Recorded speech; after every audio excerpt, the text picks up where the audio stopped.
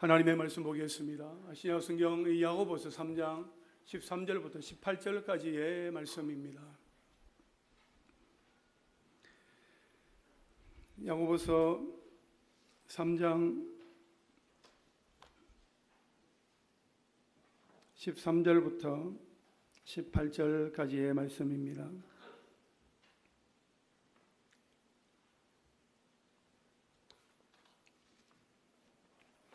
찾으신 분은 아멘 하시기 바랍니다. 아멘. 저와 여러분 한 목소리로 읽도록 하겠습니다. 시작. 너희 중에 지혜와 총명이 있는 자가 누구냐? 그는 선행으로 말미암아 지혜의 온유함으로 그 행함을 보일지니라. 그러나 너희 마음속에 독한 시기와 다툼이 있으면 자랑하지 말라. 진리를 거슬러 거짓말하지 말라. 이러한 지혜는 위로부터 내려온 것이 아니요 땅 위의 것이요 정욕의 것이요 귀신의 것이니 시기와 다툼이 있는 곳에는 혼란과 모든 악한 일이 있음이라. 오직 위로부터 난 지혜는 첫째 성결하고 다음에 화평하고 관영하고 양순하며 긍휼과 선한 열매가 가득하고 편견과 거짓이 없나니 화평하게 하는 자들은 화평으로 심어 의의 열매를 거두느니라. 아멘. 오늘 말씀의 제목을 한번 따라 하실까요? 하늘의 지혜를 구하라. 하늘의 지혜를 구하라 하는 제목으로 함께 말씀을 생각해 보겠습니다. 여러분, 예수를 믿는다 하는 것은 무엇을 말하는 것일까요? 우리가 예수 그리스도의 구속의 복음을 믿으면 예수 그리스도의 구원의 옷을 입게 됩니다. 그러면 하나님은 그 예수 그리스도의 피 묻은 구원의 옷을 보시고 법적으로 우리를 의롭다 여겨 주십니다. 그렇게 우리는 하나님의 크신 은총으로 구원을 선물로 받게 되는 것이지요. 그러나 우리가 내가 구원의 옷은 입고 있지만 실제로는 여전히 죄성을 지니고 있는 죄인입니다. 그렇지만 이제는 예수를 믿기 그 이전처럼 살 수는 없습니다. 이제 우리는 그 구원의 옷에 어울리는 삶, 걸맞는 삶, 다시 말해서 완전한 의인이 되시는 예수 그리스도의 장성한 분량이 충만한 데까지 이르기 위해서 끊임없이 성화에 힘써야 할 존재이다 하는 것입니다. 아직도 남아있는 죄성과 싸우며 예수 그리스도를 닮아가기 위해서 또 하나님의 말씀대로 살아내기 위해서 몸부림을 하는 삶, 그것이 바로 예수를 믿는 것이다 하는 생각을 해봅니다. 그러니까 예수를 믿는다 하는 것은 천국행 티켓 그 하나를 내 주머니에 챙겨놓는 정도가 아니라는 것입니다. 예수를 믿는다는 것은 내 삶의 주인이 바뀌는 것입니다. 그래서 내 삶의 기준이, 내 인격이 변하는 것입니다. 내 중심에서 예수님 중심으로 말입니다. 그래서 야고보는 믿음이 있다면 행함으로 나타나야 한다. 내 중심에서 예수님 중심으로 바뀌었다 하는 것이 행함에서 또 말에서 나타나야 한다라고 말하는 것입니다.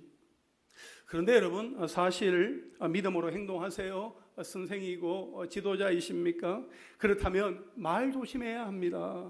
말 실수 때문에 큰 어려움을 당할 수도 있습니다.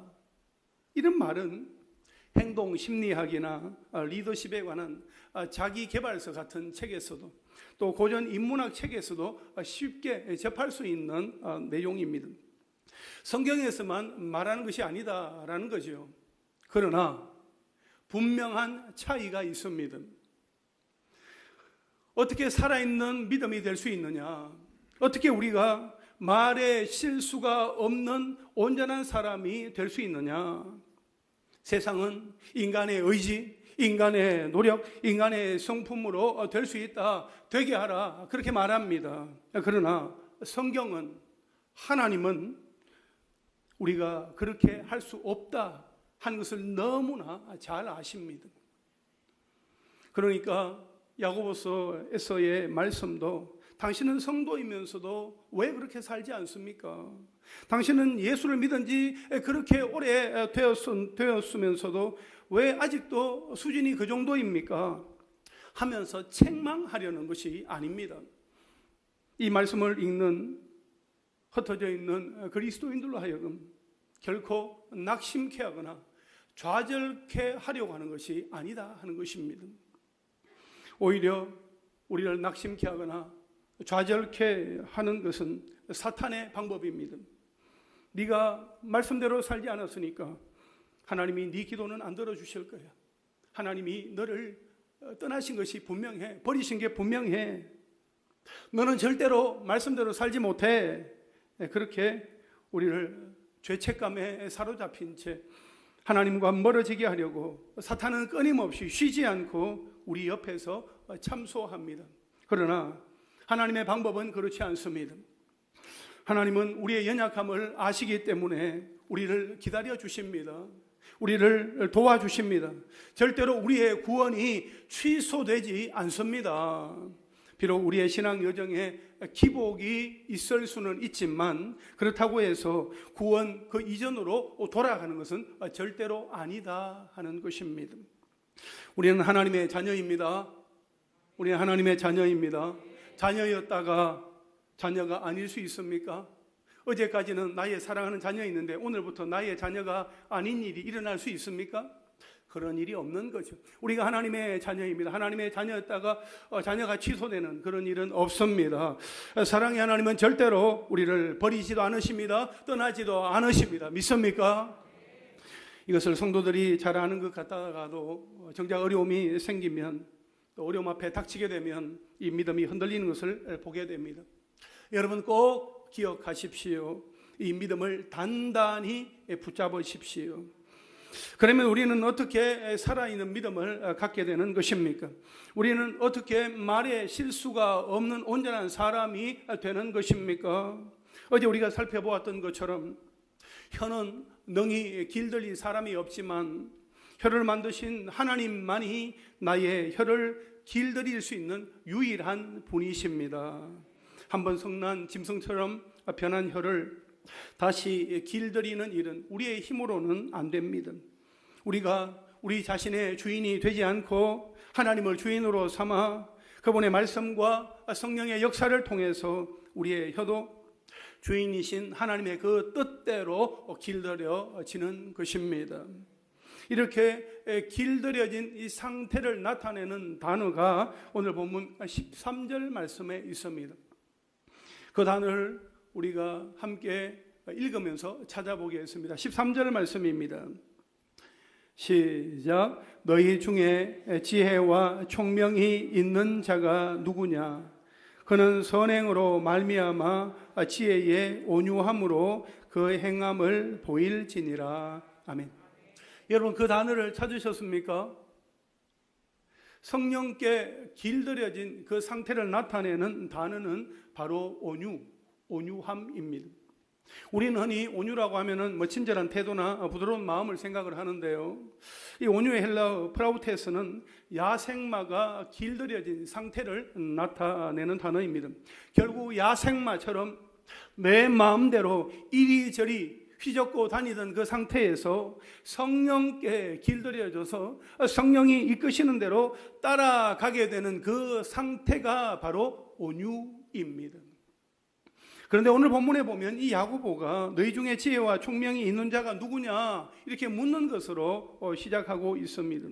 이것으로 보아서 초대교회 당시에 스스로 선생이 되어서 지혜와 총명이 있다 그렇게 말하면서도 오히려 실생활에서는 이기적이고 세속적인 욕망들 때문에 성도들 간에 다툼과 분쟁을 일으키는 자들이 있었던 것으로 보입니다. 이런 사람들은 예수를 믿는다 하는 것을 성경 지식이 많고 교리에 대해서 많이 알고 있으며 오랜 신앙생활로 교회 생활에 대해서 자신이 더 익숙하다는 것, 그게 믿음이라고 오해하고 있는 것이지요. 야고보는 이런 사람들을 향해서 선행을 지혜의 온유함으로 행하라, 지혜의 온유함으로 행하라, 그렇게 권면을 합니다. 그러면 야고보는 지혜에도 두 가지가 있다고 말합니다. 지혜라고 해서 다 똑같은 지혜가 아니라는 것이요, 모든 지혜가 다 선한 것은 아닙니다. 어디에서 나온 지혜냐에 따라서 그 열매가 다르다는 것인데요, 이 두 가지 지혜 가운데 하나는 이제 땅 위의 지혜입니다. 우리 14절부터 16절까지 말씀을 함께 읽어보겠습니다. 시작. 그러나 너희 마음속에 독한 시기와 다툼이 있으면 자랑하지 말라. 진리를 거슬러 거짓말하지 말라.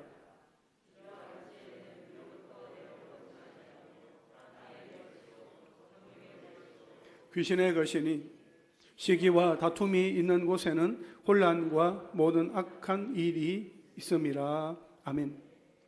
여러분, 앞서 살펴본 이 온유와 반대되는 개념인 이 독한 시기와 다툼은 자기 우월감에서 나오는 것으로 자기를 높이는 자랑을 하며 진리를 거슬러서 거짓말을 하게 됩니다.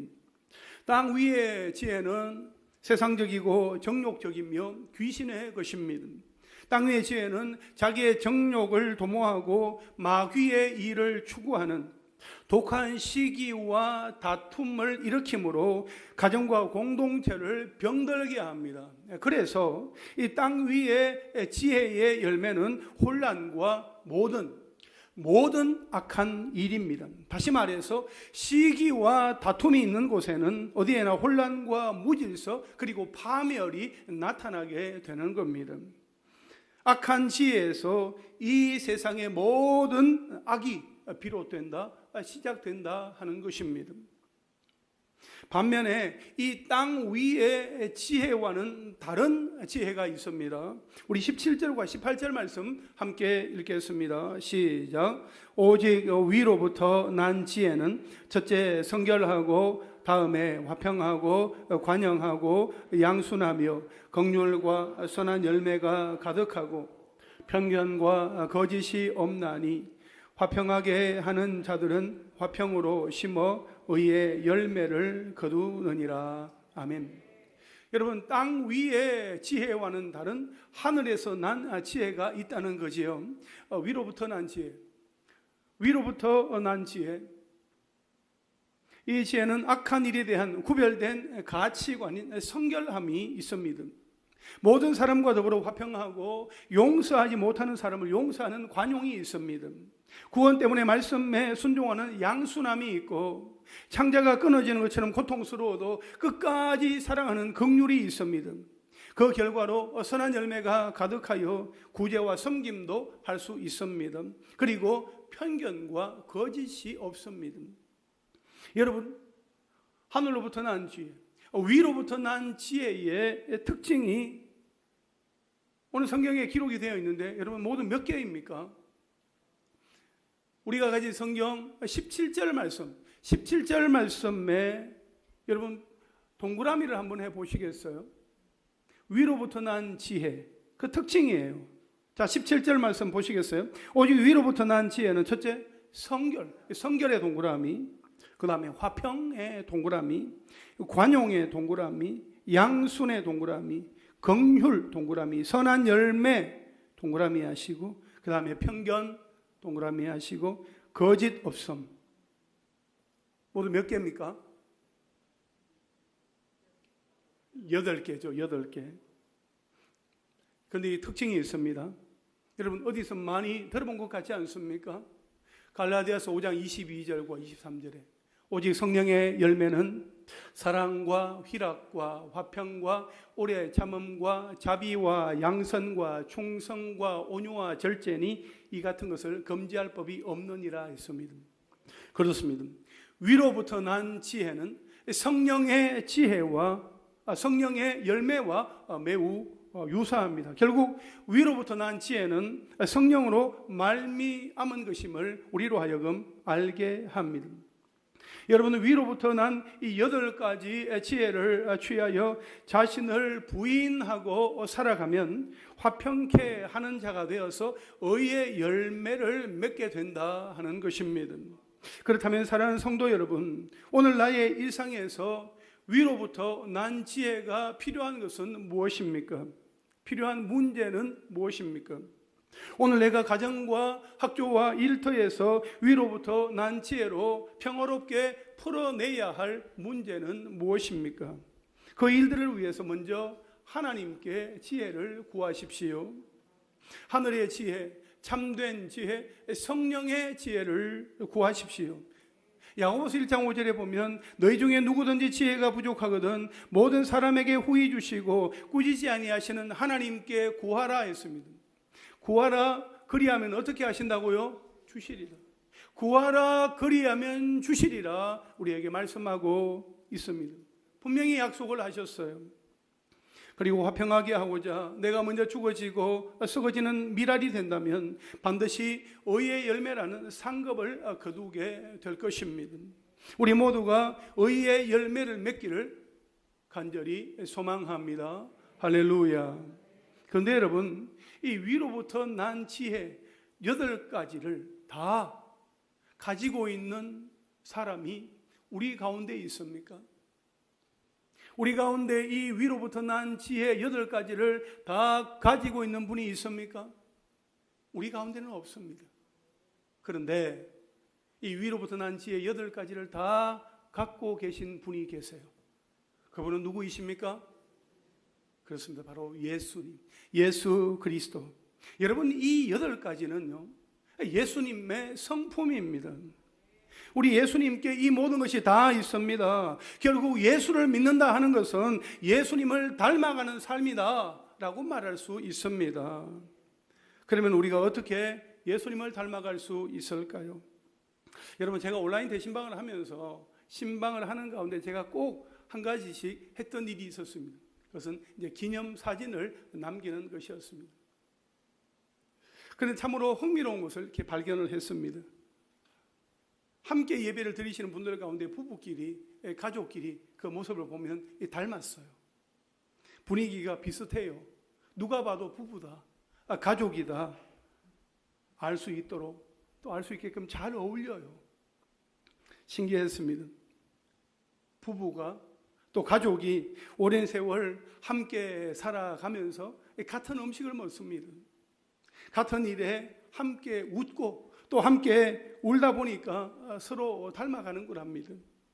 결국 함께 보낸 그 시간들 때문인 것 같습니다. 여러분, 우리가 예수님을 닮아가려면 먼저 예수님을 사랑해야 합니다. 예수님과 함께 많은 시간을 보내야 합니다. 그분이 좋아하시는 걸 나도 좋아하고, 그분이 싫어하는 것은 나도 싫고, 그분이 마음 아프면 나도 함께 마음 아파 울고, 그분이 기뻐하시는 일을 하는 게 나도 너무 기쁘고, 그런 관계, 그런 시간이 계속되면서 예수님을 닮아가게 되는 것입니다. 여러분, 제사장들이 성소에 들어가서 분향단에 향을 피우면서 그 성소에 머물렀을 때에 그 분향단의 향기, 그 하나님의 향기가 그들의 몸에 배였던 것처럼 우리가 하나님의 임재 가운데 머무르게 될 때에 예수 그리스도의 그 향기가 우리 가운데 자연스럽게 배이게 되는 것입니다. 내가 예수 그리스도의 향기를 뿜어내야지, 향기를 발해야지, 그렇게 의지를 가지고 노력한다고 되는 것이 아닙니다. 내가 노력한다고 해서 예수의 향기가 내 몸에서 막 뿜어져 나가겠어요? 그냥 채취, 몸의 냄새만 날 것입니다. 우리가 예수님과 함께 있을 때에 예수님의 그 향기가 자연스럽게 배이게 되는 것입니다. 다른 사람들이 자연스럽게 그것을 알게 되는 것입니다. 그러므로 사랑하는 성도 여러분, 우리 주님을 더욱 사랑합시다. 우리 주님과 함께 있기를 더욱 갈망합시다. 날마다 때마다 예수님을 깊이 생각합시다. 예수님의 온유하고 겸손한 마음을 배웁시다. 그래서 주님이 다시 오실 때까지 예수님의 장성한 분량까지 충만하게 되시는 저와 여러분, 우리 모두가 될 수 있기를 주님의 이름으로 축원합니다. 아멘.